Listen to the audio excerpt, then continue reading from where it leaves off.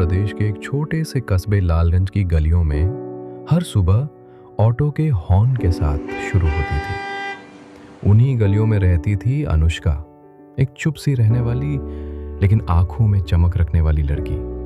उसके पिता कमलेश यादव दिन भर ऑटो चलाते थे, गर्मी, बरसात, सर्दी सब कुछ सहते हुए। कमलेश रोज कहते, हम तो पटरियों पर ही रहेंगे, पर तू पढ़ ले बेटी, तेरा तो स्टेशन दिल्ली होना चाहिए। अनुष्का का सपना था आईएएस बनकर देश सेवा करना, लेकिन लालगंज में ना कोचिंग थी, ना गाइडेंस और ना ही पढ़ाई का वातावरण। केवल था उसका जुनून। 10वीं बोर्ड में 93 और 12वीं में भी अच्छे अंक लाकर वो जिले में टॉपर बनी। पूरा गांव गर्व से भर गया। पर असली लड़ाई तो अब शुरू होनी थी, यूपीएससी की तैयारी। लोगों ने ताना मारा, आईएएस, अरे पहले बीए पास कर लो फिर देखना, ऑटो वाले की बेटी अफसर बनेगी। 12वीं के बाद उसे शहर जाकर पढ़ने की जरूरत थी, लेकिन किराया, रहना, कोचिंग, खर्च लाखों का था। कमलेश ने पुराने सोने के कंगन और ऑटो गिरवी रखने की बात की। उसी रात उसने माँ के आंचल में सिर रखकर पूछा, क्या मैं सच में कर सकती हूँ? माँ ने बस इतना कहा, बेटा मेहनत किस्मत नहीं बदलती, वो किस्मत लिखती है। एक एनजीओ की स्कॉलरशिप से उसे लखनऊ की कोचिंग में एडमिशन मिला। यहीं से उसके जीवन की नई यात्रा शुरू हुई। वहाँ के मेंटर विवेक सर ने उसे एक बात कही, यूपीएससी परीक्षा किताबों से नहीं किरदार से पास होती है। खुद को मजबूत करो तभी देश को बदल सकोगी।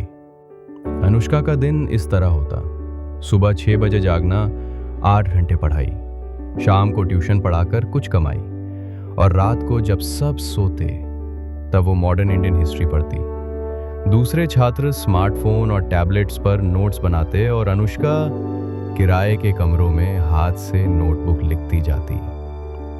पहली बार जब उसने यूपीएससी का प्रीलिम्स दिया तो वो फेल हो गई। कई दिनों तक वो कमरे में अकेली बैठी रही, किसी से बात नहीं की। अंदर से एक आवाज आई, शायद मैं इस लायक नहीं थी। लेकिन उसी शाम पापा का कॉल आया, बिटिया हार सिर्फ तभी होती है जब तू मान ले, लड़ते रहो तो खेल अभी बाकी है। यही वाक्य उसका पुनर्जन्म बन गया। इस बार उसने पूरे समर्पण से तैयारी की। सोशल मीडिया से दूरी, रोजाना रिवीजन और हर टेस्ट पेपर को युद्ध की तरह लिया। रिजल्ट वाले दिन ऐसे ही लिस्ट खुली, रोल नंबर देखा, AIR 67, अनुष्का यादव, आईएएस।